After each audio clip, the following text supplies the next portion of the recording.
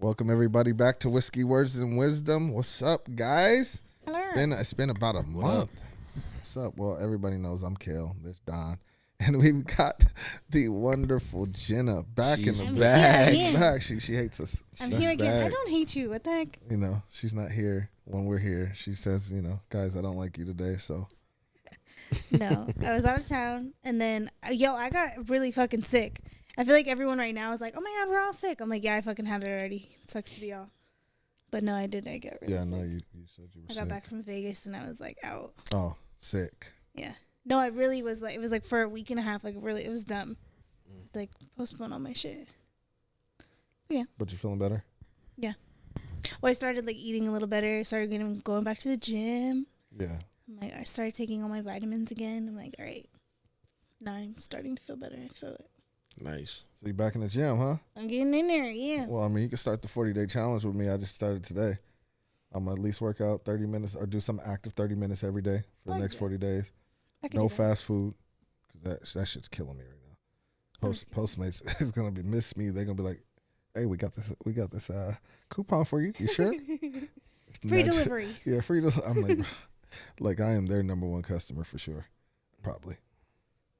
Most like in the places I'll be ordering, I could literally drive there and I'm just like, I'm good. This guy. I was such a regular at Dairy Queen a couple years ago that they knew my voice when I would order in the drive-thru. Oh, that's wild. Dairy Queen. I was the Dairy Queen. Yeah, so you're back. What's new? What has been going on? Vegas? So much. I know I was in Vegas, celebrate Manny's birthday. That was a lot of fun. And then came back, got sick. Just been working. I feel like there was so much to do. I was telling Don over the weekend we went to San Diego and we saw this Star Wars burlesque show. It's called The Empire Strips Back. That's fire. It's like stormtrooper mask, but like lingerie. It was really dope. It was fucking cool. At first I was a little like, I don't know about this, but it was really cool. It was really good. It was fun. It wasn't like that crazy. Oh. Still like. Yeah, I want to go. It was really dope. It was really cool. I mean, Vegas shows are slept on. That was in San Diego. San Diego. San Diego. San Diego, yeah, for sure. And we saw Chris Angel in Vegas because I thought that would be funny. And that was actually pretty impressive. Right? I was like, damn. All Vegas shows there's a reason why they're so expensive, by the way. Living there, I didn't realize until I started going to them. I was like, oh, this is why people travel just to go to the shows. Because there's so many shows out there. There's so many to choose from. I was like, where do we go? Yeah. But it was really cool. It was fun. I feel like I finally watched. I keep calling it the Among Us, but it's the Last of Us. Amazing. I saw Ant-Man, but well, I guess whatever. Nah, Ant-Man was trash. I feel like I'm just trying to catch up on everything, but The Last of Us is really good. I was like, damn. Amazing. I said that's a lock for number one for me for the year. Ooh, yeah, I mean, bro, the year just started. True. I know that's what the homie said. He said, "Bro, you can't do that." I don't see anything. I don't see anything being better. You literally can't do that. Yeah, you got to give it some time, but it is really good. It's going to be hard to beat for sure. That is a lock. Yeah. Chiefs won the Super Bowl. Oh yeah, Chiefs fan over here. I mean, I'm happy because they beat the Eagles, and I hate them motherfuckers. So yeah, I feel like that was most people. Yeah. We went to watch it at this bar, and I was the only Chiefs fan, and I was like, yeah, I saw. Cool. I didn't know you was a Chiefs fan. I'm like a Chiefs. That's crazy. I have an Arrowhead tattoo. Oh shit. I've been to Kansas City at the Arrowhead Stadium. So yeah. That's dope. So you pumped. That's dope. You're a champion. Yeah. Who does Manny like? Honestly, he voted for the Eagles just because he was like, fuck you, fuck the Chiefs. But he's not really big on, like, football. Damn, because of you, he just said, hey, he should be a He Chiefs literally, fan. he went out and got a fucking shirt. He's like, Eagles. I'm like, yo, shut the fuck up. I was like, you're extra.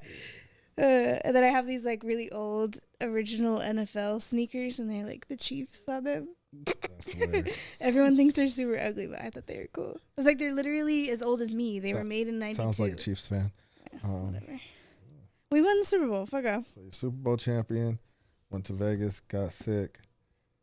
Went to San Diego. Fucking slid on some ice the other day. Totaled my car. In Orange County too. I was like, what the fuck? I was like, this sucks.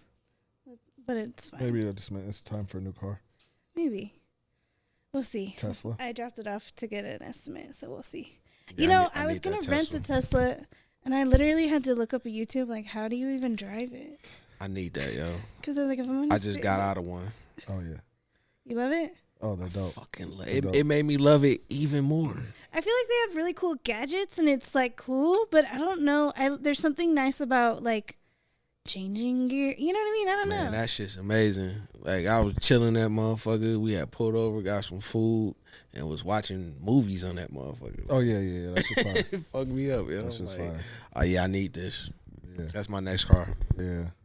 I was looking up a Hellcat, and then I saw the price, and I was like, yeah, no, not yet. Well, I've also heard like all of the fucking Hellcats and shit are discontinued. Yeah, I think because the gas on them is hella light. Well, That's like a weekend car. I feel like this is just my theory. I don't know very much about cars, but I'm like, oh, what if they just come back electric? And then I'm like, okay. Well, I mean, Cali, I think they did. They rep gas, but no, I think made it's like one the of them cars Camaro, electric.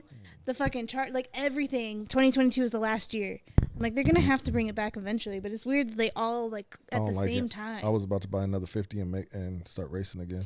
I miss racing cars. You think that's Shout out to Team Savage. That was our race crew name back in the day. TS. Yeah, I was a wild nigga, bro. I used to literally think I was in Fast and Furious. I stole a carbon fiber hood off a car, just stranded on the street. I went up to it one night, ran down the street like this with a big ass hood in my That's head. fucked up. Well, it was an abandoned car. It had been there for weeks, had cobwebs on it. So I said, these motherfuckers don't need it. I bet you the owner was like, yes, thank you for using it. I'm kidding. Shit, I don't know. Probably done some bad shit in that car because it was there for a while. What'd you do, Don? When? What you been up to last 3, 4, 5, 6, 7, 8 weeks? What's it been? 3 weeks for us? Just living life. Yeah. In a nutshell. Word. That's all I got. That's it. Yep. I'm not gonna press you today. Not gonna press you. What today. you mean? I'm just asking. I'm like, that's it. All right. Man. That's what else has it been? Shit. Besides Universal, went to Universal. Yeah. Got to go to Mario Did you see the World. Mario World? Is it He good? said it was mid. It's mid. Like Dang. super mid. And I actually trust him on that.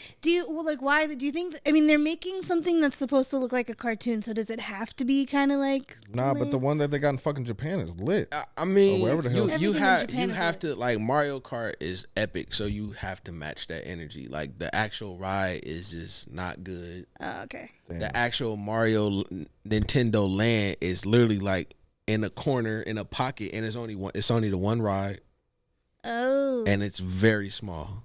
And I'm like, bro, how y'all gonna do Nintendo Land like that? Nintendo Land could be its own theme park by itself. I'm curious why it's not. They would do so well. Listen, They should have bought out all the boomers. I'm talking to the camera. Universal. Y'all gotta do something, man. All the front lot, y'all had to redesign that shit, man. I'm sorry. Y'all got all them acres. Yeah. Move all that front shit to the back. Because Disney would have did it. Yeah, move all that shit to the back lot and use the front lot as the park and expand everything. We can get a bigger Hogwarts. We can get a bigger Nintendo Land.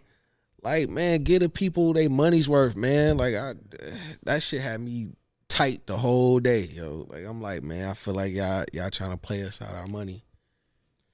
Yeah. Wait, so what was your opinion on Hogwarts?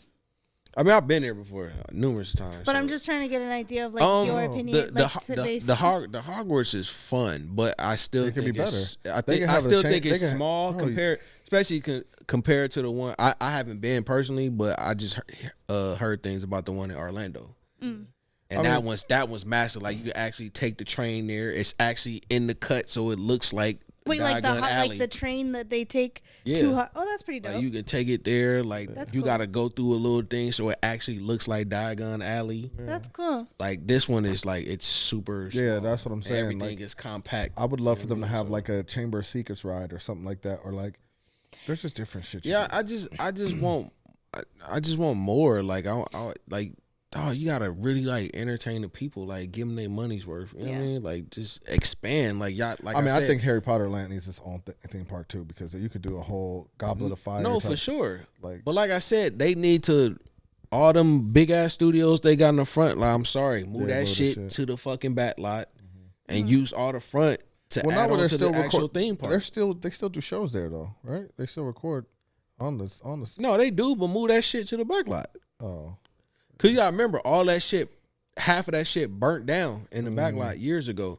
So I mean, they already had like acres back there. So just move all that stuff to the back and expand your park in the front. yeah, So it definitely should be bigger because Jurassic Park should be bigger too.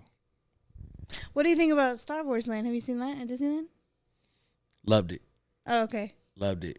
That literally, their That gives ride. me a better idea. Their ride is probably one of the best rides I've ever been. I forgot the name of it, but it's the main Star Wars one. It's the best ride I've ever been on. I went on that for the first time recently with my dad. He was like telling me all about it because he had watched hella YouTube videos talking about it, but I didn't know anything about it. I didn't know what kind of ride it was, nothing. I was just like fresh perspective. And that shit was like a whole ass fucking story. Yeah. Like, all right, you're going to get in here and then you're going to land and then you're going to become a it's part. like 3 things. Like, I'm like, what the fuck? Bro, that shit is. I'm like, is this the ride? I was supposed to And take. it's I was supposed to take Amanda for. her it's birthday. like 3 things. It's like the simulation, then it's an actual like story play when you actually in it. That shit fucked me up. What do When you go like in the big ass thing with the Yeah, stormtroopers. the stormtrooper. Yo, Like, wait, where the fuck I almost am shed a tear, I? bro. I felt like I was in the movie. You were. Like I had to pause and I'm just like, bro, this shit is a lot. Like I shed a tear, bro. Like I'm like, what is it called? The star? What's the ship called? Where the stormtroopers like the bad? What's the damn, bad I guy forgot. ship? Was it the Star Destroyer? Okay, so that you're in the ship, like they take you, like they hold you hostage, and then they fucking go to interrogate you, and then you go on a ride, and you're like trying to escape. It's fucking amazing. Yeah, it's like 100 troopers, bro. That's fire. And it looked like you in there, bro. Like it's shit. It was really dope. I was it's like, amazing. what the? I was It's like, amazing. It was like, It's like amazing. long as fuck. It was like 30 Yeah. minutes just for the. I was like, is it done? Is this the ride? No. What is the ride? Cause you done? just keep moving Yeah. to one space to one. Like it's really super interactive. Like really it's amazing. It was really Check it cool. out. Yeah, it's amazing. Yeah, like you're waiting in line in the ship, and like before they can interrogate you, and they're like acting like, oh, you stand on the blue line, right? Like they're acting like you're a prisoner. Yeah. Fucking, I don't know, it's cool. Yeah. I was like, Nah, I damn. love that. I love that ride. I was like, I am in Star Wars. I am Princess Leia. Yeah, that shit lit. Stupid. Yeah, we gotta go. Wait, so do you have a pass, or you just gonna get a ticket? I actually bought the whole like thing where we were gonna get the whole frontline shit and like the escort. All You that can't shit. buy passes no more, can you? I just got mine when they released it, but I waited fucking Did hours. you have a pass before? No. They announced it. My dad is a big Disney fan. That's like our thing. He texted me. He's like, "Hey, tickets are available." So I waited in the queue, and then literally like 24 hours later. For the pass? Yeah, this was like in December. I didn't know that. I didn't know they brought them back. Yeah, and they brought them back one other time. I think in January. Oh, for the year pass. Because honestly, I just bought the pass for Universal, but I'm like, I'd rather spend my money on the Disney one. Well, so I ended up paying $450 for the pass, and in December, it was like $250 for 1 day, one park. Yeah. So it's like, okay, you can park hop. Like, what the fuck? I was like, that doesn't make any sense. Like, you might as well Buy the get a pass. fucking pass. Yeah. Same shit with Universal. Yeah. Yeah, 100%. We just went to SeaWorld because, sorry guys, I supported SeaWorld, but I really wanted to see the whales. But it was like so Still dumb. It's Shamu? like Oh my $100. God. What's the one with the crooked fin? Tillamook? I know that's a cheese, but I ain't been to We're SeaWorld not since I gonna was a talk. We kid. ain't gonna talk about SeaWorld It's- because it was like hella not trying to get rundown. Is it canceled. still Shamu? We're not trying to get canceled. I think Shamu died like a long time ago. Nah, Shamu is like So every whale that's moving been in on that from park. moving on from SeaWorld because we are not getting canceled. Yeah. We can Old cancel for topic. talking about SeaWorld? Nah, bro. Like I don't believe I don't go. You to, know, I will don't say go to this. zoos. I don't go to shit like that, bro. I was standing The next zoo to is the... doing the Lord's Nah, work. fuck no, bro. They are. Hell the fuck no. Okay, wait, hear me You gotta out. If you remember, got I went endangered I went, species and nigga, you I hurt- went vegan. you nurse- I went vegan because I love animals and to have them captured and shit and they're not natural habitats. No, Okay, bro. wait, if listen. you No. you helping no, them back? No. Okay. No. That's a hard So stop. there was we were looking at the dolphins, and there was this lady talking to one of the dolphin trainers, or she had a little suit on. She We was really a trainer, about to whatever. talk about SeaWorld? Listen, the lady was like, I really can't believe I spent my money here. This is so fucked up to like leave these dolphins in here to the trainer. And I'm like, bitch, you literally paid ticket like your money to get in here. Like, But the lady was saying that obviously, like, everyone's gonna have to say like the amount of rescues that they have. They're not gonna say, "Hey, we can release their ass back in the captivation." They can't. How can they not? That's what happened on the Fox and the Hound, and the fox died. Like that's that you can't raise someone. You can't raise an animal in like a really nice area where you get fed like hand fed food. Even though it's like smaller, they don't know any better. You know that's not. So they don't deserve to be in their natural habitat. They deserve to be in their natural habitat. I'm just saying. Yeah, but if these motherfuckers out here killing them off, nigga, that's what why not have a safe space, nigga? Most of the dolphins are rescues. Like they. Do we got a safe space as black folks? But you stop. Don't do that. We're not doing that. We're not doing that. We're not doing that, bro. We're not doing that. That's why they called the SeaWorld documentary Blackfish. What? I heard. No. What? What? Jenna's trying. Why else would they call it Blackfish? Trying to get it. We get canceled. Shit! Wow. Wait, why? It's not even that. Like, that's not even that. It's stupid.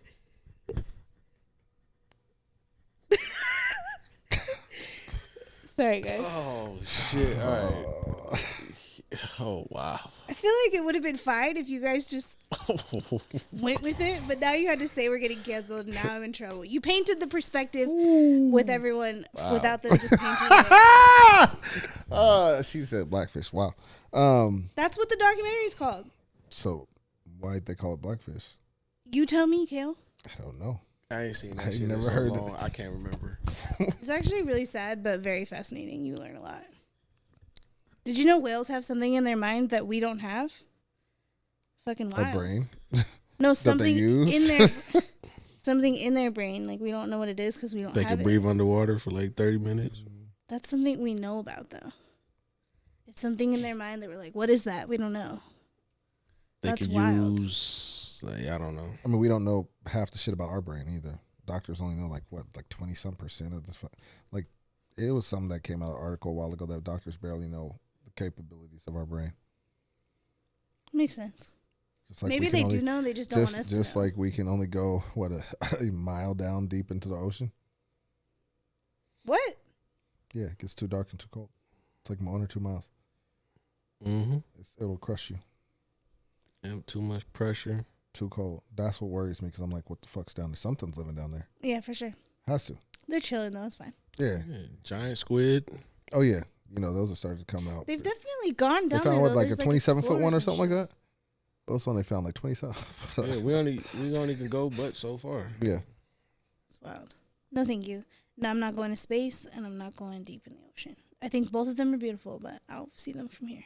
Yeah, I'm cool on that space shit. Yeah, like, y'all can have that. I watched Interstellar the other day, and I was like really paying attention because I think the last time I saw it, I was like, "What?" It was really cool. I was like, "Damn." Yeah. They're like fascinated. They're like, "What a beautiful planet." I'm like, "Fuck no." I'm like, "Close your eyes." I wouldn't be able to do that. There's no way. Fucking anxiety just on an airplane. There's no way. I also watched all of the Spider-Mans. Nah, go ahead. Go ahead, Jenna. You said you had a lot to say. Go ahead. I haven't seen it as like I know. Go ahead. We chilling. I just want to let you know. I love it. As much as we talk about movies, I'm just letting you know. Like, I'm a Marvel bitch now. You said okay. So you said you watched all the Spider-Man? Yeah, because I haven't seen the last one. And Manny was like, "Well, you have to watch all the." You talking about the newer ones or like just all of them? All of them, like all the Tobey Maguire ones. I just got done with the third one, and he's like, "We have to watch all the other ones before you watch the new ones." I'm like, "Okay." Who's your favorite? Okay, well, Spider-Man, the third one, he is such a fuckboy. That really pissed me off. I was like, "You're a piece of shit." Kissing another bit. Anyways, I was like, "No." What the fuck y'all worry about? I wouldn't be cool with that. If my man made out with another bitch on television, I mean, not television, on like it was the front of the newspaper. So which Spider, which one is your favorite again? I don't know yet because I haven't started the Garfield ones yet. But then you ain't watched all of them. I meant all the Tobey Maguire ones. Sorry. You watched the Andrew Garfield one, right? And then I watched 2 of the Tom Holland ones. And then before I watched the last one, I was gonna watch all of them. I like. So you haven't watched the Andrew Garfield ones? Correct. But I watched the Toby ones and then the Tom ones. Okay. But I haven't So seen you the watched last them out one. of order. Yeah. So I watched both of Tom Holland's ones, and then before the third one, he was like, "Wait, this one's not gonna make sense unless you watch the Toby Maguire one, because the guy with the arms comes in on it, which he's from the second Doc one. Ock. Yeah. I'm not making any sense. Did you watch Enter the Spider-Verse? Which one's the that? animated one? Do I have to? No. No, but it's literally arguably the best Spider-Man movie ever made. Was it animated? Mm-hmm. It's amazing. When did it come out? 4 years ago. 2019? 18. 18, 4 The years. same year Black Panther came out. Yeah, 18. All right, I'll add it to my list. Good job. I'll let you know. I'll follow back up. Anything else? Jesus. Nah, we just letting you go. No, I mean, if something comes up, I'll tell you. All right. I thought you guys would be stoked. I was all. I Oh, am. we listening. I'm going along with We it. locked in. So Don, that's all you did, Mario. Oh yeah. This Mario, that's all you did. Universal. Yeah. You weren't. Have you been in the studio lately? Oh, I have. Want to tell us a little bit about that? No. Okay. No. You can't tell us who you're in the studio with. No. Okay. For sure. But all I want to say is that man is on his way. He told me to tell y'all that. And yeah. Yeah, I'm jealous. I know. Sorry, y'all. I can't say shit. I ain't I never don't been know. no snitch. It makes y'all feel. Yeah, it's all good. Well, glad Jenna had so much to say. I'm loving it. Like you're finally talking. I haven't been here in a month. I know we missed I the haven't seen synergy. y'all. We missed you. Jesus. Okay, wait. So what have you been up to? Well, I mean, shit. Being depressed, staying in the house. I just got back from Canada. Flew out there not knowing if I was going to get in. Flew into Buffalo. Crossed the border. They let me in because I have 2 DUIs, but they're from the past. So, but they've changed their laws so much and they're very strict on DUIs. So it was a possibility I wasn't going to get in. But yeah, I went out there to try to fight for my relationship and try to salvage it. And it was an interesting trip for sure. Let's see. I got there on Valentine's Day. We didn't see each other. We've been fighting a lot. Like I just, I don't know. So we didn't really see each other Tuesday. She had already had plans. Not plans, but she had an interview that day. And I didn't know the commute was OD. Like, if you take the train from Toronto to Niagara Falls, that's a 3.5, 4 hour train ride. Wow. And I was like, I was sitting over here thinking, I didn't understand. Yeah, Because the Uber alone is an hour and 50 minutes. So I was like, oh, okay. So. What? So you were in Niagara Falls? Mm-hmm. Yeah, I went out there, Airbnb. It was nice. So I was there Tuesday by myself. Wednesday, we finally met up. Interesting. It was very interesting. Shout out Siobhan. Hey. So she ended up hitting me up and was like, because we had just been arguing, and a lot of it was me, as far as just like not understanding the pressure she has by getting turned away, having to figure out her life, and all I'm concerned with is you didn't hit me up and say, have a safe flight. And while she's nervous as shit about going to this interview and things like that, I'm concerned with just because when you're in a weird dynamic, as Donna said, we've talked about, when you're in a certain space, certain shit can just make you feel a type of way just right off the rip. So she hits me up like, yo, I don't feel comfortable necessarily coming out to Niagara Falls because we're arguing so much right now, and which is fine. But then, as a man, I'm like, what do you mean you don't feel comfortable? You basically As a woman, I would have said the same thing, but continue. Yeah, but it's like, what do you mean that you don't feel comfortable? Like, and it wasn't that she just her she's big on her emotions. So it's like what she's feeling, she's going to say like, hey, if my body's not feeling like it wants to do that, it's not going to do that. She's not one of those that's, I'm going to push through it, because if I push through it, it's probably going to be a bad idea and it's probably going to be a terrible time, because she does not know how to hide her emotions necessarily. So she was like, you can come to Toronto. I'm going to go to, and you can come to lunch with me. And hey, Siobhan. Hey again. Siobhan. And I was like, bro, what? At first I was like, you want me to meet with your friend that knows everything and how trash I've been, how trash I've been, and like just kind of harping on the shit. And it was just like, at first I was like, no, fuck that. And then I was like, you know what? I did come out here to try to figure this out because she is very important to me. So I said, fuck it. Went out there. Siobhan is, I believe she's Jamaican, she said. Forgive me, Siobhan, don't give me the death stare. And I was there before she had got there, and I knew it was Siobhan automatically off the rip. And I was like, hey, Siobhan. She was like, she just gave me the look when you've got a homegirl and you know the dude ain't been the best, and it's just kind of like, oh, this that dude, you know what I'm saying? And it's the one who's been making my homegirl cry.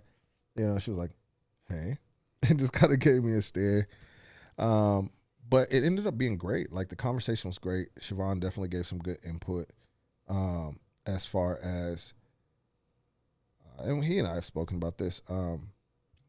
So, I mean, we're talking about it. I might as well talk about it. So, pretty much the relationship had been rocky when she got denied getting back into the country. She can't obviously come back in for a while.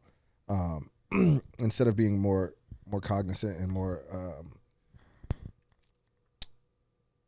mindful and just more compassionate and empathetic about her, I was so focused on my needs, when essentially her plan was to come live here. So she had given up everything there to come here, and now she just got turned around. So she has to literally start from scratch. She has nothing. She's literally starting from scratch, where I still have my place, a job. You know what I mean? I have everything I have. And I'm thinking just on an emotional aspect of like, no, but us and this and that. And she's thinking like, bro, I have to start life over again. So it was just, I was doing a lot. And then she had obviously went to Cuba and really was just in a space where a lot of things last year was really tough for her. And she just needed that for herself. And I didn't show up how I should have. And again, I've learned that now I'm calling Don before I have any feelings, because normally I do it afterwards. And he's like, bro, why'd you do that? Like, because sometimes it's just like, I don't know, there's just certain things that I guess my anxiety takes over. But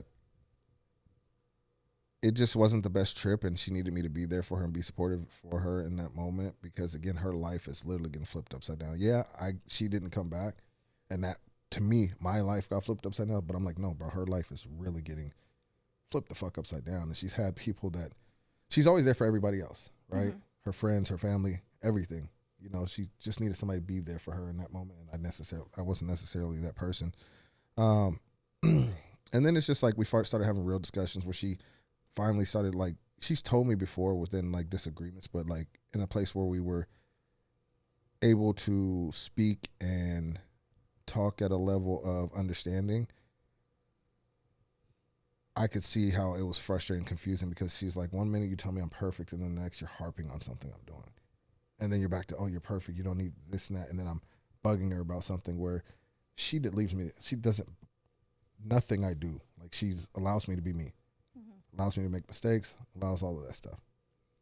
Where I'm like, just as something as simple as me, I consider myself to be motivating, but I can't be a life coach to my partner. You know what I mean? I can't do that. And I need to, like, that was one of the things I had to realize really quick. Is like, I can't, how I coach other men and things like that. And she always felt like she was being psychoanalyzed too, and questioned, because I'd ask her 10, 20 times about the same question. And she's like, bro, like, are you interrogating me? Are you psychoanalyzed? She just felt like that, you know what I mean? And it was just like, damn, I didn't realize I was doing that, which was other behaviors that was done from my past partner to me. And it was just like, damn. So she just got to a point where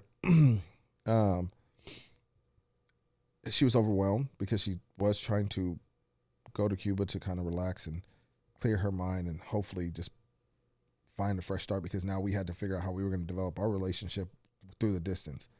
And I didn't allow her that space. So she just walked up. She said, I can't do this right now. She's like, she doesn't have the capacity. because she has to deal with everything else, dealing with me would have been more. We ended up talking after the heat of the moment. She was like, just give me space. Like, she didn't say she wasn't going to come back. She said, give me space. Well, you know, Kale being an anxious person doesn't understand. And I just think of men in general, we have a hard time with that word space. I feel like I disagree. I've heard men say space more than I've heard women say they need space. I've never asked for a woman for space in my life. I think that's because we know you have an anxious attachment style. But most men, if I say I need space, I'm what's Don? You know what space is to you? Nah. I've never heard one man say if we taking space, we out fucking. Yeah, that's what I'm more familiar with that. I've heard a lot more men say, not only to me but to my homegirls, like, oh, you know, I just need space. Like, I'm anxious right now. Like, I just need a couple days. I need space.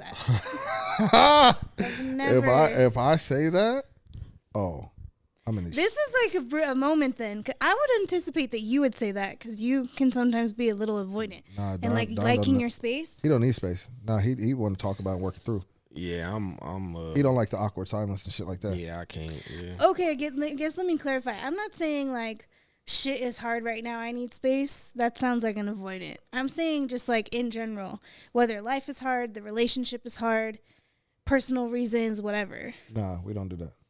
Yeah, no. I literally, if we are allowed to, I'm gonna need to hear it from like we gotta do a poll or something. Yeah, we don't. Because my girls men have, I've never heard. That's how you know if a motherfucker really rocking with you is in the thick of the bullshit. Because women, you guys are different, right? So for her, it's space to figure out like, because we just got this big ass fight, and it's all this, and then she has to deal with this. So she's like, bro, I need to figure this out. Like, I can't. She's very big on grace, right? She's like, I don't want to be in this if I can't allow you the same grace that I was before. I don't want to be in this resenting you. I need space to figure out if this is for me. Things like that. And like, and just to clear thoughts, because women tend to hold on. I've noticed you guys will hold on to shit longer than we will. Like, I can argue with you right now. And I'm going to remember it and like harbor it for a minute. Yeah. Where I'm like, we argue, we get through the argument. I'm good. Like, it's done for me. Like, true. Like, oh, next. not me. Yeah. You different than that. You, I mean, you be held on. Donna, hold on. Man, listen, I just went through some shit over the weekend with holding on. I was talking to somebody from my past, and they was like, so you really wasn't going to talk to me? I said, I'm going to keep it a buck with you. I never wanted to talk to you. Ever. Yeah. Yeah, so, like, it's just different. But we'll get back to the other topic. But, yeah, no, so she asked for that, and it was basically she just needed that from me again. And I was texting, calling. She's like, bro. I guess I'm trying to like bite my tongue in a little bit because I'm trying to be understanding, but also like, I don't know. I can think of in my own experience, whenever someone told me that they needed space and I got anxious about it. Yes, it's my responsibility to understand why I'm getting anxious, decide if I want to stay anxious, maybe get myself out of that. But it's also really helpful having a partner that is going to meet me with that, you know? Like, that's not just going to be like, okay, I need space, like, period. Like, wait, can we talk about that? Like, wait, can we, you know what I mean? Like, there's, yes, understand your shit and take responsibility for the shit that you can. Well, you have to understand, she broke up with me first. So it wasn't like she had to even grant me that. She broke up, the relationship was over. Yeah. And she said, you know what? I do believe you're a good man. I do care about you. I am in love with you. Give me space and grant me this so I can figure this out. If this is, you know, because again, she's the type, she doesn't double back. Once she's done, she's done. You know what I mean? And for her to even have that inkling and thoughts of like, I potentially want to work this out. Yeah, she sounds torn. Yeah, and it's not even about torn. It's more or less, and here's part of the thing, is that it wouldn't be torn if she felt heard by me. And that's what Scheana said. Scheana said, like, hey, she asked you for space. Like, sometimes, because this is real life shit. You know what I'm saying? She's got to deal with figuring out a complete life. I don't want to put her business out there, but a literally life. It's like starting from scratch. You know what I mean? And you can't be starting from scratch. Literally nothing. We are in a position where we have shit.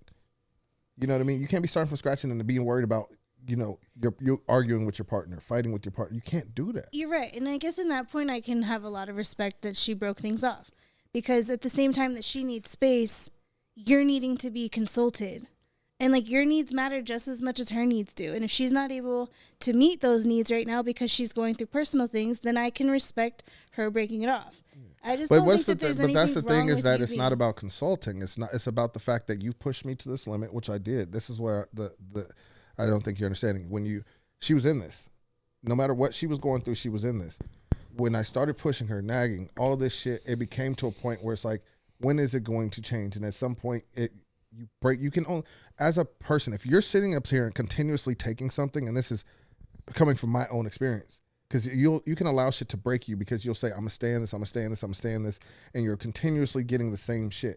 You're getting, oh, I'm sorry, I'll correct it, and then it's the same shit. Mm-hmm. That shit's gonna get old. You're gonna start to build resentment. You're gonna start to look at the person like that. That's not, for me, healthy. Mm-hmm. And when you're secure, which what I've learned about this, and she's very secure in who she is as a person, and her as far as who she is, like knowing her flaws, knowing her good, her bad. She takes it, stands in it. Mm-hmm. You know what I mean? And the relationship she's been in, she's not going to put herself through that shit when she's got to figure shit out. Like it just doesn't make sense to stay in something that doesn't seem like it's going to change. Mm-hmm. Right? And that's where that was. But again, her being like, hey, just give me some space, and me not allowing her to have that, me texting her right off we get off our call, you know what I mean? Like, it's just like, if somebody is continuously pressuring you and you're feeling backed in the corner, you're not going to respond well. Yeah. That is just in human nature. Like it is what we do. So the discussion with Siobhan, that happened, and she saw my perspective. I saw her perspective. She's like, yo, she just asked you for space and you weren't. Like, how can she believe that things are going to change between you two when she's asking you for something you can't even do it? Mm-hmm. You know what I mean? Like, because my angst, right? So it's in a sense, it's, if she's broken up, she's unhappy, she's asked for space. Why should she confide or cower to my needs because I'm anxious? I put us in a situation. I guess she shouldn't. It's just, I guess, thinking more so on putting myself in your shoes. Like I would. Well, she broke up with me, so yeah. it's like. And I think moving on, like I would hope that you would meet someone and like pursue someone that is going to want. Yeah, but see, that's what I'm saying. That's not. I don't want that. I don't want somebody to cower to my needs and me force my needs upon somebody. I think there's a difference between meeting your needs and cowering your needs. I think when your partner tells you, or somebody you care about tells you that they need something from you and you don't provide that, then it becomes selfish about you. But then if someone's asking you for space and that makes you anxious, a relationship where my perspective is I want to feed you and their perspective is they want to feed me, a reciprocal relationship. The space comes from abandonment. Like this, I'm not saying that the space is invalid. But that's where you as an individual have to become healthier. And that's where I have to become, because if somebody asks me something, because if Don said he needed a couple days, mm-hmm. I would give him that and no fucking problem. And that's my guy. But I think that's because there's also a trust that's built. You know he's not going cap anywhere. In there, but all right. What do you mean? I wouldn't get upset. You would definitely hit my line like, bro. Oh, I mean, because like to check on you for some crazy shit, but if you're like, bro, I just need to take a couple days off the grid. All right, cool. As long as you're not gonna do no dumb shit, we good. Like, you know what I mean? I think this is just where we'll agree to disagree, because I've been in a lot of relationships, and I think part of it is that even talking to my cousin who Charity, who was on here, and she said she's been in the same situation. She's like, when you try to hold on to something so much, you then pressure it. You're not allowing it room to breathe and grow and miss you. And because when you're in the heat of a moment, you tend to forget the good things. Mm-hmm. You know what I mean? So, yeah, essentially that happened. Went to Canada. Things, saw Siobhan. Then we ended up having a good rest of the time. Like I saw her Wednesday, Thursday, and then I went back to Niagara Falls, and she came up Monday, and it just was very peaceful. We had got to a point where it was like, okay, this is how we want to be with each other. We have a very good friendship, a very good relation. Like, it's very good. It's just been tough. We communicate I communicate with her probably better than anybody I ever have. She's one of the most intelligent people I've met, which is different for me. It's very hard to put myself in a space. I was saying with Dawn, it's just the intelligence level is different. Even yourself. You think differently. So things were great. Got back. I asked her, what did you need from me when I get back? She's like, let me come to you. Like, let me, hit you up. Let me, do this. So I'm not necessarily overwhelming her. Mm-hmm. And did that. Shit was better. And then fucked it off again by certain shit, just my insecurities. And it just put me in a position where it was just like, okay, like things were getting so good. And then I allowed how I had been treated before I started acting that way. It was just, and it wasn't even about me asking her about the particular situation. It was about when she told me what it was, me continuing to ask her like I didn't believe her again. And then it came down to like, bro, you don't trust me. Mm-hmm. And in my conscience, I trust her 1,000%. But it was more about I didn't trust myself. And that's what I was telling Don recently. I've gotten to a point where I stopped trusting myself because I'd allowed so many people, friends, family, other people in my space that have taken advantage of me as a person. And I've been naive in situations, right? Mm-hmm. But I don't think it's fair that's well, first off, I didn't know that was even inside of me. So that's something that I'm just learning and processing myself is like, oh, same shit I did to her was done to me in my last relationship. And how my last relationship did me, you know what I mean?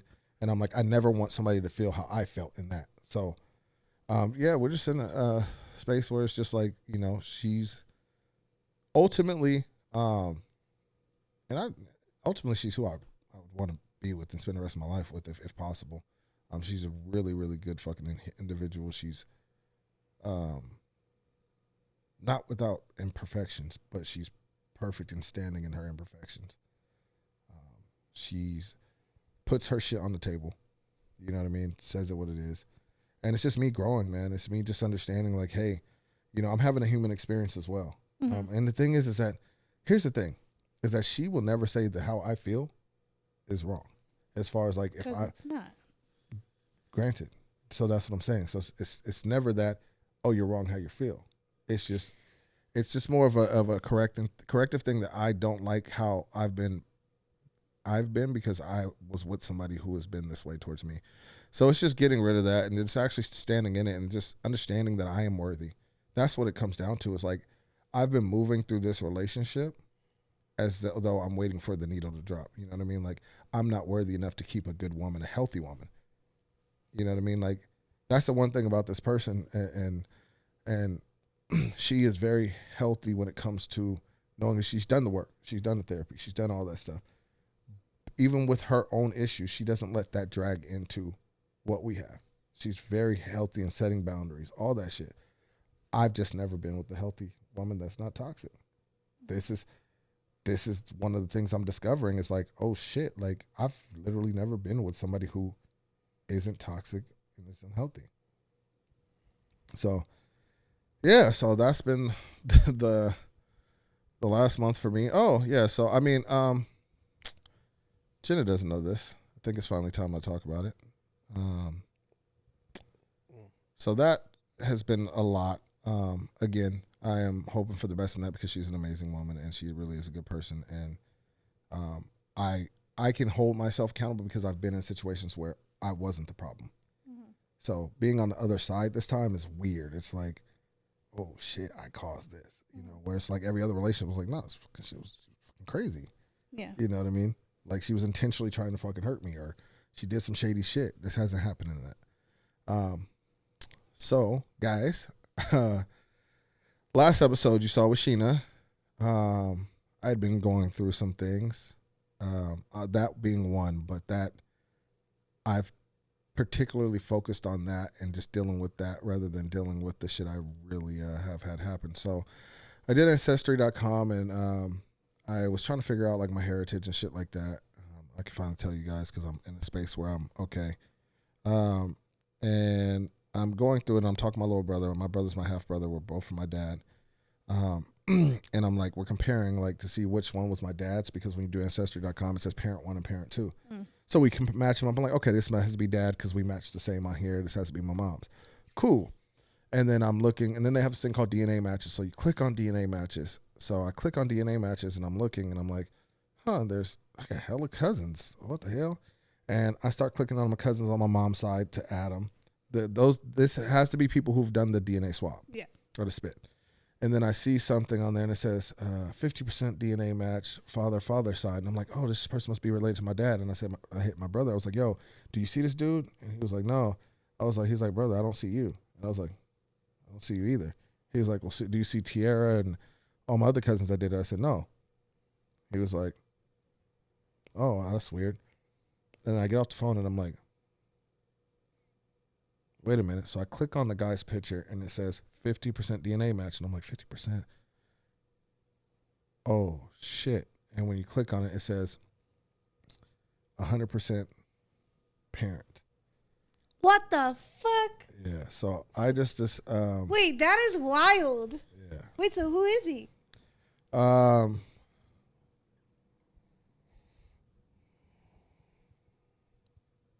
don't know.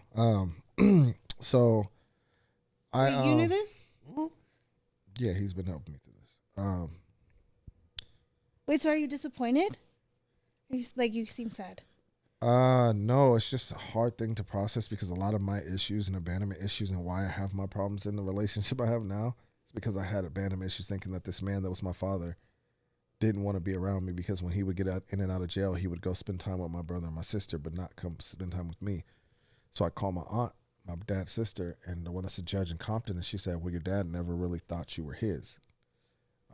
Even though he's with my mom, but that's why he would act that way. And actually now, I will say this, I know you're in heaven or hell, wherever the hell you're at, but I appreciate you trying to be, the year before you died, you tried to be present in my life. And even with the thoughts of potentially not, what you were right, not being your son, you tried to show up as a father. So I've forgiven him, and I mean, I have nothing, he was right. But it's still, I have these scars of my whole entire childhood feeling like the man that was my father didn't want to be in my life. And then those are still valid just because that's still the case. Just because you're finding out now that wasn't your dad doesn't mean that all of that is for nothing. You're allowed to feel that way. Yep. Yeah. Wait, so did he So my dad's been dead since I was 12, and now I'm like, damn, I got this nigga tattooed on my arms. Got this, I mean, it's still. And I told my brother, my brother was on the phone when I was figuring it out. He was like, bro, you're still my brother. Yeah, 100%. 100%. My aunt's like, you're still my nephew. And your dad is still your dad. Yeah. Yeah. Facts. So I called my mom, and full denial, 100% wrong, can't be right. I'm like, I wish you were right. Because I would sue the fuck out of Ancestry.com and would be set for life. True. I'm like, she's like, no, that's wrong. I would never cheat on your father. And I'm like, Ma, you could have been drunk, blacked out. You were 19, bro. My dad was a womanizer. Like, let's keep it a buck. He was sleeping with my sister's mom the same time he was sleeping with you. Like, he's put his hands on you before, bro. It's good. No, it would never. I want you to get another DNA test. I don't know why you're trying to start this shit. Like, and literally started going on a tyrant, started berating me. Like blowing my foot, like just saying the foulest shit to me, your son, and all I'm saying is, she went in defense for sure. So I posted something the other day on Instagram talking about parents and accountability. Mm-hmm.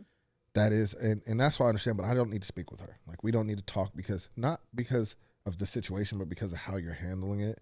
Yeah, she went on Facebook making posts like. Oh yeah, just all talking about I'll pay for it. I'm like, why do you need a why don't you get a DNA test with your brother? And I'm like, bro. I mean, it could have been denial also. Like, yeah, I'm like, I'm not anything like your dad. I was perfect. He was the fuck up. Yeah, but he, and she's like, why don't you and your brother go get a real DNA test. Here, she sent me a number of places. I called that place. I was like, I said, how accurate is Ancestry.com DNA when it comes to parents? They said 100%. So I'm like, the place you're trying to send me to literally said the DNA just doesn't lie. Like DNA doesn't lie. So she goes to that. I blocked her. I have her blocked and everything right now. Oh shit. Again, it's not because of this. It's just the fact that you're saying there's no % chance, and it's literally. Also, like blowing you up, and like I get that. Yeah, you're but it's like shit. bro, like what? So this guy, and what's crazy because at first she said, I don't. So here's the thing. Funny part is, I saw the guy and I was like, I started finding him. So I found him on Facebook, and nothing made sense because all his shit was L.A. I'm from Sacramento. I'm like, this doesn't make sense. My mom was 19. She didn't come to L.A. like that until she got older. Yeah, but he could have easily gone out there. No, so he was 19. So they're the same age. So I'm like, what? He said he went to Long Beach State from 85 to 88. I was like, I was born in 85. This doesn't make sense. Mm-hmm. And so I go on his Facebook and I click on his like schools and it says Long Beach State 85 to 88, which is where I went. Dope. True, that is kind of cool. 83 to 85, Sacramento City College. Oh, fuck. And I'm like, Samad, this random ass dude, they just put him on there, happened to go to the same school you went to around the same time. And he looks like my dad too. Sorry, continue. I'm sorry. So yeah, dealing with that and just, so I reached out to him on Facebook, no response. Found his son, his oldest son. He has a son, a daughter, and then a youngest son. And do they look like you? No, they look like their mom. Okay. And so I reached out. He didn't respond. Oh, comes to find out, bro lived literally around the corner from me. This is fucking insane. This is wild. I Google, because when you type in his name on Google, it pops up with his address. 11 minutes from my house. He was a cop in Compton. Oh, shit. Yeah, which is crazy because my aunt is a judge at Compton Court. Which is crazy because his family knows my dad. Your family? I literally sent his picture to my mentor, his cousin, and he said, wait, that's big. He said, that's I said, oh, shit. What if I was like, oh, my God, I'm just kidding. I don't know what the fuck yeah, so that's wild. Dude, this is crazy. You guys already know you're chilling. He was at his cousin's mom's funeral. That's crazy. So I reach out. He doesn't respond. So I reach out to my brother.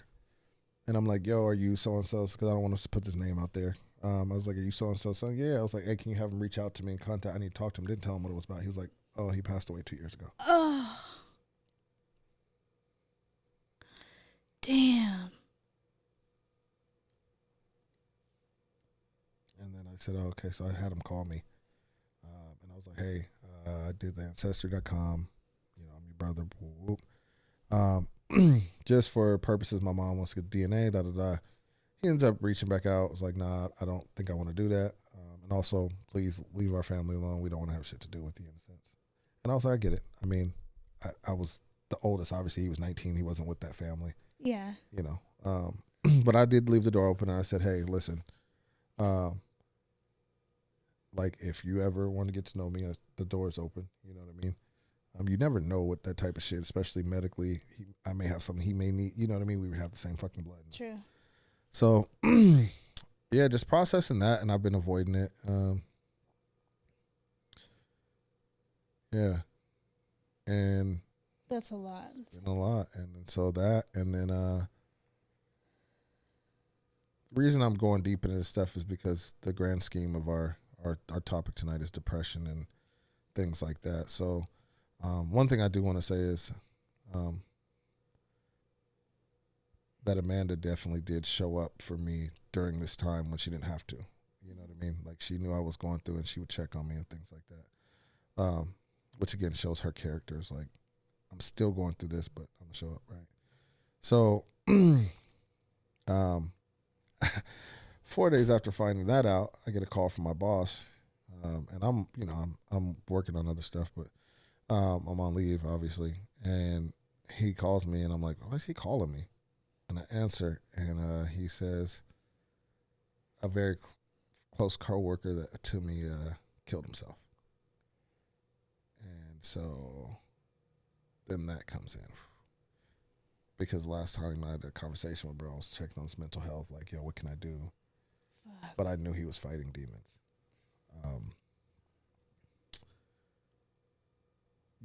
Life is fucking lifing for a lot of people. I don't know what's going on, but it's the depression, I think, that's in the world and in the air right now is something thicker than it's ever been. Mm-hmm. Anybody I speak to right now is going through it. People are questioning existence. Why are they here?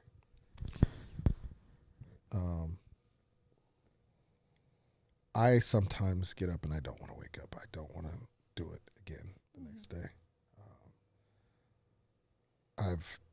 I don't know. Like, even my brain starts to worry. Like, with so many people going through so much, like it's not even normal shit. Like, it's mad deep depression people are going through, and people that are normally not depressed.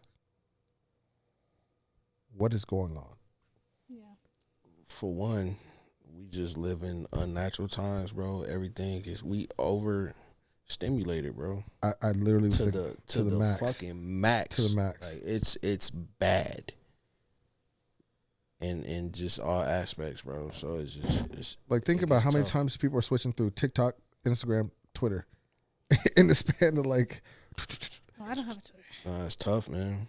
It's tough. You got that, and then you gotta like deal with real life and where you at in life because you see so many highlights and just dealing with people just in general, man. Because people got so many fucked up ideologies because monkey see, monkey do, man. You got people taking up on all these things that they learn on social media, and it's complete bullshit. But here they are regurgitating it, and that's life. And we got to deal with these motherfuckers. You know what I mean? Like, it's a lot in every aspect. So you don't really have no relief anywhere.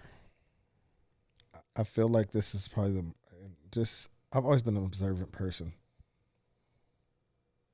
I feel like people are hurting. The world is hurt. I agree with you, but I also wonder, I'm like, is it a COVID thing? And I don't like to say that shit, but I'm like, that shit was so new.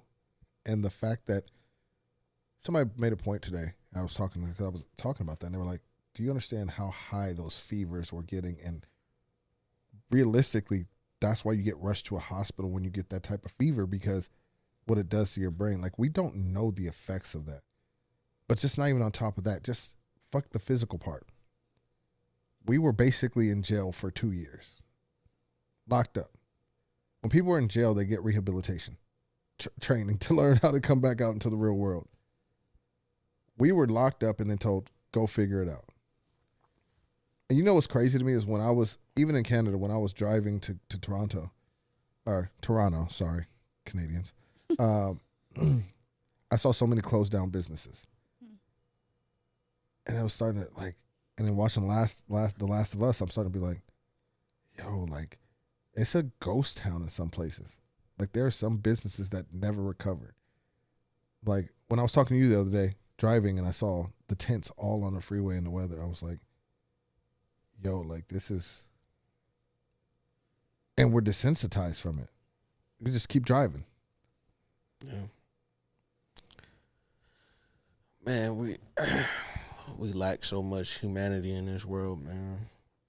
And people are afraid. I feel like that's like the collapse of civilization, bro. Once we lose humanity. Yeah, that's what's left. The hope is. Yeah, I was just gonna say it really feeds into like the hope aspect of it, because when you do go, so being locked up for 2 years is one thing, but then also like the amount of people that lost and like they're grieving, whether it be a business they worked hard for or a family member.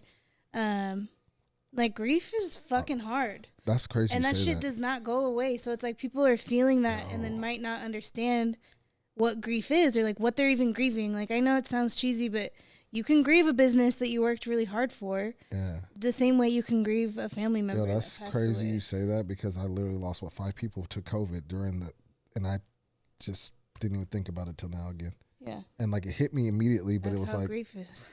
It was like so much.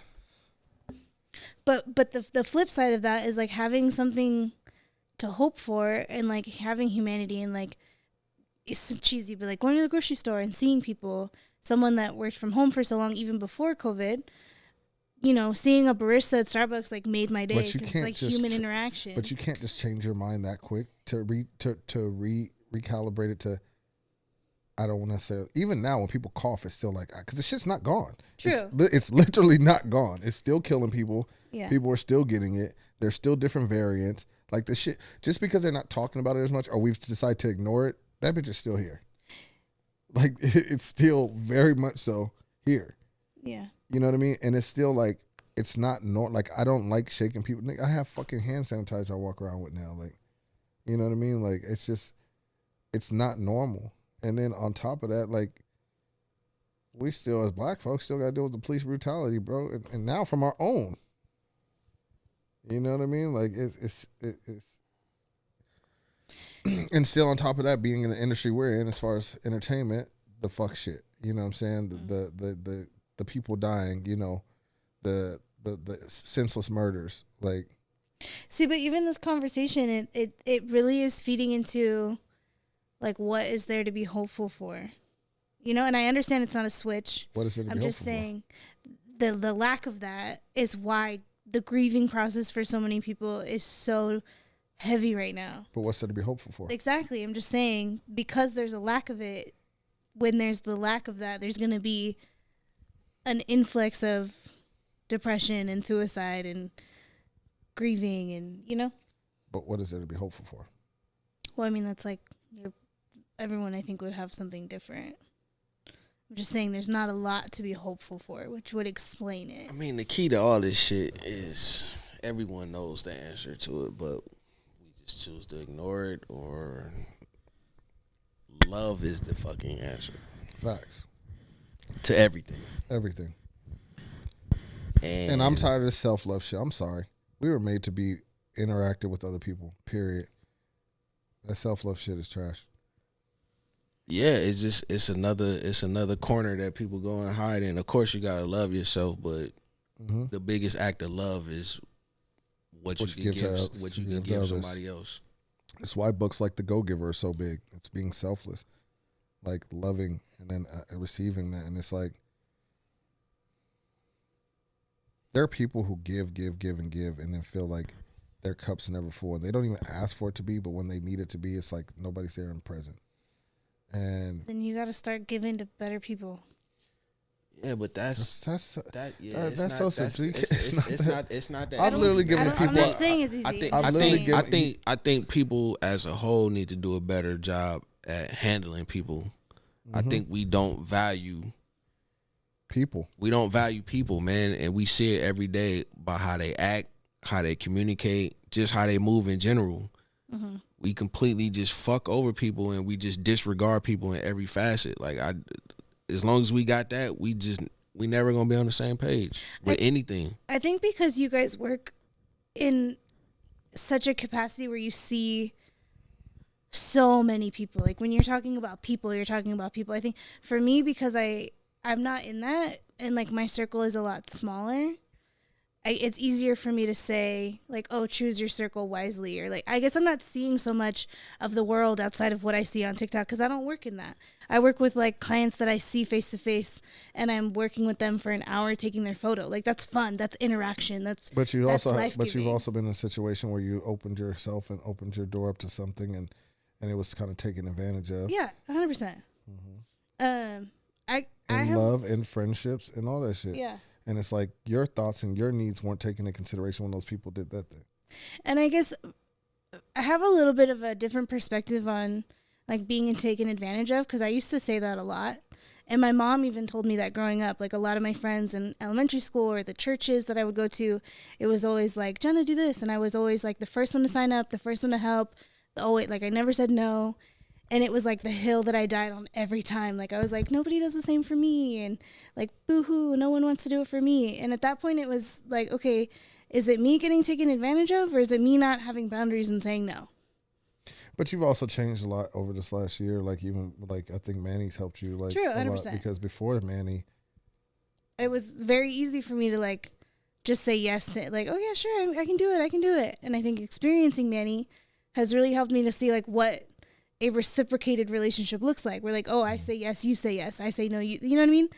And I don't know, it's just kind of painted a different perspective for me.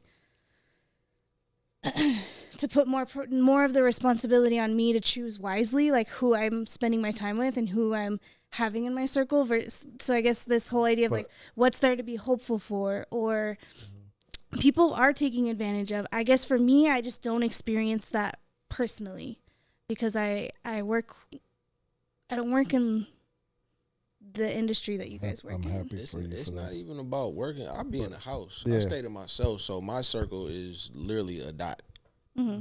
But I still I mean, you still got to go out into the world and interact. You with see how people you move. You still see how people move. You hear stories. Yeah. You hear everything. So it's the same. And then man. and then People on don't- top of that, depression isn't just about people. It's like the shit we eat, the over consumption of certain hormones. You know what I mean? Like Yeah. the processed foods, all that shit is like killing. Our air is not even fucking clean, and we just in LA we just go around like it's fucking normal and don't realize all we're breathing is trash ass smog all fucking day. And By the way, it looks beautiful outside. Yeah, because the rain clears it up. Obviously, Jesus Christ. you got to remember that's what rain will clear that shit up. But then obviously it's gonna go back. We'll probably at night if you've been looking lately because of the rain, you can probably see stars. Oh, I've seen hella stars. Actually, there's weird stars out tonight. I'll show them to you later. There's like two right side by side. I've never seen that before. I thought they were planes, but they weren't moving. I saw this theory the other day, and I was So like, you said you thought they were what and they weren't moving. I thought they were planes. Oh, if they're not there when we get back, we know what that was. No, it's like they're super close together, and it's like one's really bright and one's not. And I look at the stars often, and I've never seen.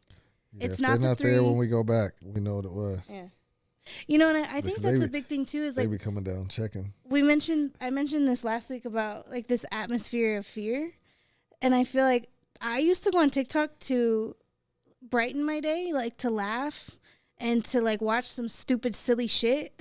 And for whatever reason, maybe it's just my algorithm, but it's the train derailment. It's another shooting. It's like it's like I'm watching the news. So it literally, we are in a fear-driven society right now where It's almost war.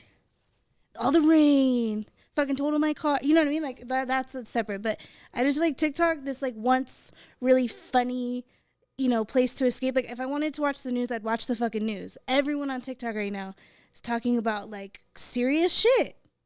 Like what the fuck? Like no wonder everyone's so like depressed. It's like the world is ending. fucked up. Yeah.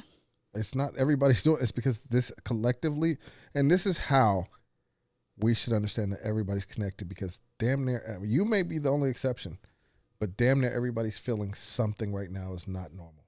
Like I talked to a friend that's never depressed. This motherfucker's been in jail, been in the hole. And he was like, bro, something's not right. Yeah. I mean, yeah. How have you felt, Don? Yeah, that's tough. That's tough to answer. Keep it about. I don't know. Might save a life, brother.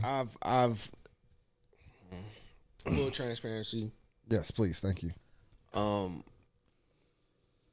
I just been in this even keel. Like I don't know, bro. I just for the longest, man, I just honestly been feeling like I just been floating in the abyss, bro. And it's just no light in sight. It's dark. It's just I'm trying to grab onto something. I'm trying to figure my way through this motherfucker. You know what I mean? Like that's literally how I've been feeling. And I'm glad you're even- in that. I'm even- glad you're in that space now, because we did talk when sometimes you said that there have been times where you're like, what the fuck am I even doing? Like, why am I doing this? oh, for sure. I think a lot of men don't talk about that. It's a bunch of days I feel like that, man. You know, and sometimes I gotta check myself because I do. I mean, I haven't been diagnosed, but I definitely be battling depression for sure.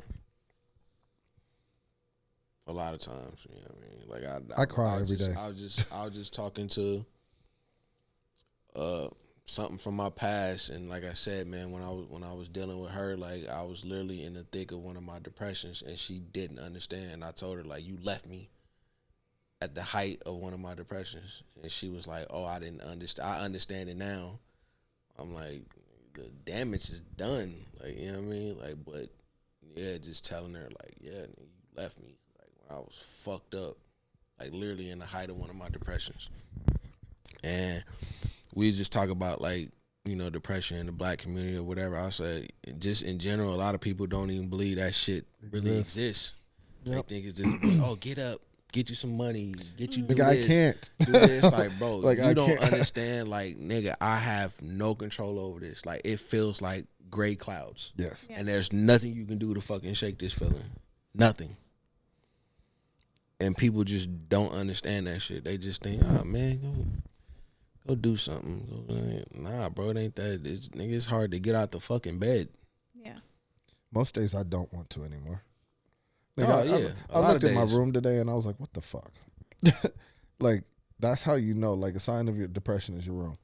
And I looked at my shit and I just like, and I still am like, I don't, like, I'm tired. I'm tired.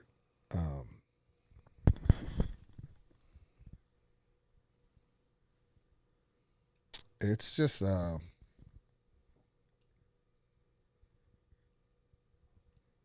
think my baby girl every day, in my head, because sometimes she's too busy, too cool to talk to me, but for giving me the strength to keep going. It's not that I will do something to myself. I have tried in the past, way past that part of my life, but I just some days just don't want to wake up. I'm tired. But I do believe God still has something for me that is not yet been done that he needs, or she needs, or whatever you believe in, right? A purpose. So when it's my time, it'll be my time, but it's hard. And I'm so fucking lucky I have Dawn in my life that I can talk to, J-Dub in my life that I can talk to as men. My boy Drew I can talk to, Sarge that was on here with us that I can talk to, like he started back up his poker nights just so we can get together and commune. And that I can talk to and really just say, I'm not okay. Yeah. Don, how's he has me for that? Because I'll text Don, you good? No. Okay. You know.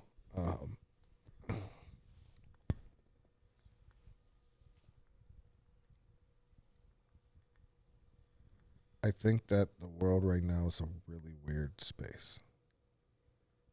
I think Don hit it on the head. There's an overconsumption of everything. Our brains are not built for this shit. I'm sorry. I don't care what the fuck you think. You cannot tell me that our brains can handle this because we've never had to handle it. So no, I don't care if you're a scientist or anything like that. There's never been a time in the world where there's this much shit going on all the times from every angle. Or there's been times where there is a lot of shit happening, but it's like the first thing we see, like, every second of the day. It's just like informing and like more. Oh, there's this and there's this. It's it's OD. Everything. Yeah. I mean, we alerts. Bing, bing. That's why my phone's always on silent. You know, this is when I had texted you guys, kind of saying like this whole atmosphere of fear idea that like there's so much going around that's like, you know, again, like the train derailment, almost at war with Russia, like all this shit hitting the fan, UFOs all of a sudden, like just a bunch of shit to be scared of. There's also, isn't the election 2024? I have no idea. I don't give a two. This is the first time I'm like literally not. I'm so focused on my life and surviving right now that all that other shit to me is. You do have a lot going on in your personal life. It makes perfect sense that that's what you're. But I'm just saying in general, like I don't think about. most people are really in that space where they can take that capacity of that right now. The reason I say that, I'm not saying it's something to think about. I'm saying that the government really uses social media to paint a picture. And if they're trying to paint a picture of fear, they are succeeding. Yeah, I don't know. I'm not paying attention to none of that shit. And like I said, I'm huge on political side, all that shit. Like, I love that, but that's what I'm saying, Jenna. It's like, I think and this is no disrespect, I think because of you and your particular situation and where you're at in your life, you're coming from a privilege of being able to be voided from that, because you work a lot, right?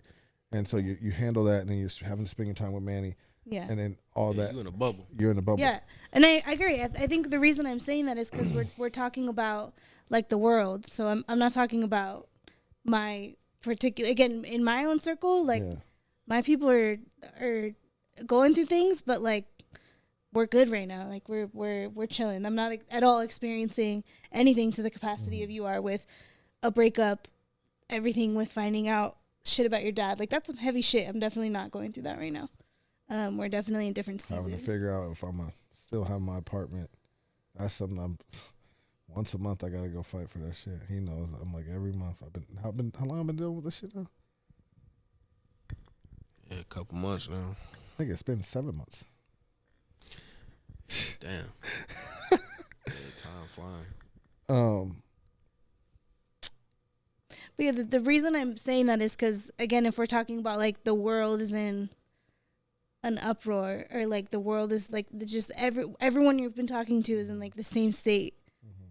It's I don't want to give all of the credit, obviously, to the power of social media, but this is how Trump won his first election, by manipulating what we saw on our screens, and it's just telling that that's coming up soon. Fuck that government shit. I think it's more individual based, and I think everyone needs to collectively do their part to be fucking better, so we can collectively be better. I think, and it's a choice. I think we need to start with kindness, and not just a fucking Instagram post. Like really, acts of kindness, being kind to people. Well, then that goes no matter what they can, no matter what they can do for you. That's not fucking kindness. If a person can't return it in the way or the manner that you wanted to, that's some bullshit. Like, be kind to fucking people.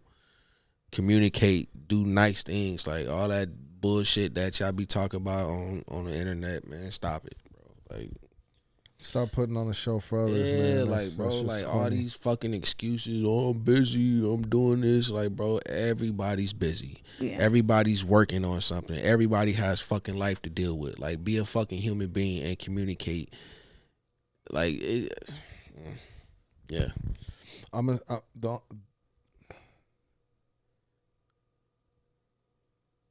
So if I could give any advice, because again, it's tough because I'm also going through it, but I know the steps because I've done it before. I've been in a depressed state. Not like this, but I've been there. Wake up every morning. Do not get on your phone. Try not to. For the first 30 minutes, if you don't meditate, pray. You know what I mean? If you don't pray, meditate. If you don't want to do either one of those, just take 10 deep breaths and just be thankful that you're able to take those breaths. Open your eyes and be thankful that you're able to see. Like, start your day with gratitude, appreciating yourself, because I know I need to do that more myself. Wait 30 minutes before you open your phone and watch how much a difference that makes. Start setting timers to get the fuck off your phone. I know Don does it. He'll go on Do Not Disturb at a certain time. Period. My boy Drew's been off social media for a week. Every time I've been off taking a break from social media, bro, I feel great. Because you're being intentional with your time. Great. Yeah. I don't think we know how detrimental social media really is to us, because it's you can't, because it's just happening. So you're not thinking of everything it's doing to your brain. You're just doing it, basically. You're in hypnosis. What Sarge told us, you're literally just doing it, and it's causing a lot of issues. So wake up. Do not touch your phone for the first 30 minutes. Just get up, take a breath, walk around, get your body moving. Go for a fucking 5-minute walk. Go breathe outside, something. Get some fresh air. Allow your brain to actually wake up and start fully functioning before you start getting into your phone. I feel like people who don't have phones are happier people. Bro, I'm telling you, the solution to everything is simple, and we all know the answer. The simplest things in life are the most. That's the answer, bro. It's love. If you notice how you feel in fucking nature, it's like, bro, I belong here. Fact. Like, if you got a chance to just walk to the fucking beach and just close your eyes, breathe in the air, and you just notice, or stand around some fucking trees in a quiet environment, it's like, bro, everything just seems to make sense in that moment. You can't explain it. It's just peace. And I feel like we get away from that shit because we distracted by this fucking shit. Yep. Life, we got to deal with fucking people. We got to deal with just evil shit in this world, bro. Like, we got to get back to the simple shit, bro. Like, Everything ain't about fucking money. I don't give a fuck. Y'all can talk shit, whatever. Life ain't about money, bro. It's about moments. It's about experiences with people. That shit ain't got nothing. Money is a fucking tool. And we use tools. Of course, it could give you great options in life, but it's just that. It's a tool nonetheless. We need to get away from that shit, man. I feel like, and this is just my opinion, I feel like when money enters the room, God leaves it. Facts. God is love, and we need to get back to that shit. It's simple as that, dog. The answer has been right in front of our eyes the whole fucking time, but we always choose to ignore it. We go this way, we go up, we go down, we go right, we go left. Like, bro, it's there. The answer is there. I think that's also a really cool perspective, is that it is inevitable. Everyone's always looking somewhere else, but it's the fact that love is always there. Like, it doesn't go anywhere. It's there. We have to declutter, man. And love exists where in the spaces where it's not cluttered. Yeah. That's what's left. Once we get all this shit out the way, we can get back to that. Yeah.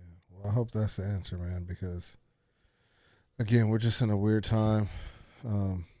I will say, yes, everything is weird right now, but Kale, what you're going through in your personal life is heavy. Yeah, but it's not just about that. Before that, like we were talking about before, even all that happened, I thought I was in the clear, and then all that happened. That's what I'm saying. Like I said, you're in a bubble. You're in a bubble. There's a lot going on in the world. Yeah, you're in a bubble. lot of people dealing with. I'm not talking about the world right now. I'm just saying for you directly, what you're going through is heavy. Like, allow yourself to, like, yes, the world, I'm not talking about the world right now. Fuck all that. Oh, yeah, no. Talking about just you. Oh, what you're going through I've been dealing with heavy. it for the last month while you've been gone. We've all been gone. You've been gone for 3 weeks. We were gone for 3 weeks. You've been gone for longer. I know, I was sick, sorry. Yeah. I talk to this nigga every day. So. True. You be busy. You be busy. Too busy for us. That's not true. Yeah, but no, to all of you out there, listen. Don is correct. Love is the answer. And yes, self-love is it's necessary. You have to love yourself in order to truly be able to know how to love somebody else. But again, loving yourself also involves getting the fuck off the phone, simplifying, decluttering. You're not loving yourself if you're bombarding your brain with a million different things and you can't simplify your life and see that love is right there. By depriving yourself of love, you're also not loving yourself. Yeah. By not having the capacity to give love, you're also not loving yourself. So, if any of you guys out there are going through it, man, we're here with you. We just want you to know we feel you. You're not alone. But fight. Keep fighting. There's some reason you're still here. You know, when your time is called naturally, you know, or by whatever means, as long as it's not by you, you know, then, you know, it is what it is. But for now, just keep fighting. If you really get to that point, call somebody. Yeah. There's numbers you can always call. I mean, if you type in harmful thoughts on Google, it'll pop up with a number for you to call immediately. Don't let life beat your ass. Get up, fight back. I decided today, my birthday's in 22 days. I decided today I'm going to start fighting back. I'm going to stop worrying about the little shit. I'm going to focus on me, the people I love, giving more love. I think I've kind of been showing that with you a lot, Don. You've been definitely an ear for me, and I hope you've recognized lately when I've been asking you, how are you? Are you good? Because I want you to know I love you too, and I'm here for you. You know what I mean? So, they always say check in on your tough. Just check in on your people. Period. Doesn't even mean you're tough people. Check in on your people. And I think that's a really realistic way for you to say focus on love. People can hear that and be like, well, how? What do you mean? And I think just focusing on like the circle in front of you, Yeah. you going to poker nights and being really vulnerable with other really close people in your life, that's so life-giving versus sitting on TikTok and watching the news and crying about shit for 5 hours every night. I think like really focusing and like being intentional about spending time with your family, spending time with your friends. Yeah. I remember when I was at a really low point, a big thing for me was like, I need to focus on life-giving things. If it gives life, which in a way is a definition of love, and like focusing on, instead of, oh, all this shit is happening in the world. Like, yes, that is, and it is going to paint a picture and paint a perspective. But if your focus is on your tight group and like your circle and like how you can bring life to them and how they can bring life to you, that I think is why I'm in my bubble right now. Is because that's kind of what I'm focusing on. Like when I'm getting on TikTok, I'll be like, whatever, but ultimately I'm getting off of that and I'm spending time with my people. Yeah, and I'll take a step further. Focus on that, but also go do something for somebody you don't know and watch how you feel when you show that. There's no better feeling than doing something you don't have to, no reception, you don't have to talk to that person again. Yeah. Just a simple act of kindness, man, can go a fucking long way. We need more of it, man. We need more displays of humanity, man. Once we get back to that, I think the world will heal itself. And this ain't inside out. Yeah, and again, if you're listening to this, I know you're probably going through it. This is just our thoughts. We're no experts on this shit. Yeah. We're just raw emotional people who are going through probably the same shit you're going through. Mm-hmm. And we're fighting just like you're fighting. You know, we come out here, you see us laugh. You know, we open ourselves up to be completely vulnerable. I know damn sure I do. Most of you motherfuckers know my whole life. But it's because I know my story is going to help somebody else. And all I want is for you to keep fighting. Just keep fighting. Yeah, take it one day at a time. That's what I tell myself. And then hopefully, you know, when you keep fighting, you'll be back with us next week. And yeah. So with that being said, Jenna, we missed you. Missed you. Facts. Nice Don, I love you, my brother. Me too, bro. Jenna, I love you. Sis. Manny, we love you, Manny. We love you.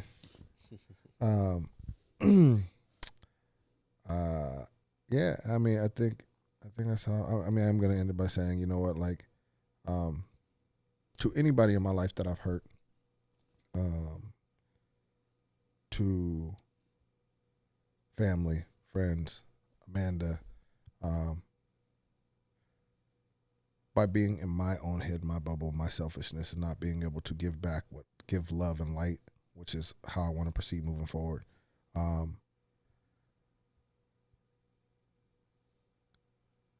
hate the word I'm sorry. I say it a lot. But I'm learning. And I owe it to myself to be better, and I owe it to the people that believe and have trust in me to be better. I feel moved to say that because you hear me taking a lot of accountabilities because I have not been that person that's really like felt like I needed to be accountable for certain shit because I've always been the person that's given, and now it's like, okay, this is how it is, but I'm going to take accountability for the shit I've done. I'm going to sit in my shit, deal with my consequences, take it on the chin and keep it pushing. But to everybody that is impactful in my life, you are loved. My daughter, I love you. I know she be listening sometimes. She act like she don't, but she do. Yeah, and love, man. I mean, it's one of them things. But we would love for you to be back next week with us. We actually have a interesting month. I'm gonna talk to these guys off the air, but we've got a couple of good potential guests coming in that's pretty dope. Also, if you get a chance, go see Vanderpump. Scheana's been supporting us, pushing the pod. They're airing tonight, but so if you're hearing this tomorrow, so go watch the replay. Scheana, I love you. You're amazing. Making It Media, thank you. Yeah. Always. Rob, I love you, brother. You always, Rob. Yeah, Rob will send me random shit all the time to keep my head up. Love you, bro. Thank you for always giving us the space. Yeah, I mean, everybody that supports us, the video with Stefan is over 31,000 views. Shout out to all the new followers. Yeah, all of the new followers. Yeah, we appreciate you. Keep pushing. We're gonna have more and more guests. Today was a recap. We hadn't been with each other in a while, so but next week we should have a solid guest, I think. So we were supposed to have somebody tonight. They ended up having to do something, so that maybe we'll get them back next week. But we love you. You're seen. You are heard. You're felt. You are needed. Yeah. You are needed. You are needed. That's that real love, not that fake shit. You're needed. And yeah, thank you again for being here with us for Whiskey Words and Wisdom. And we out. Peace.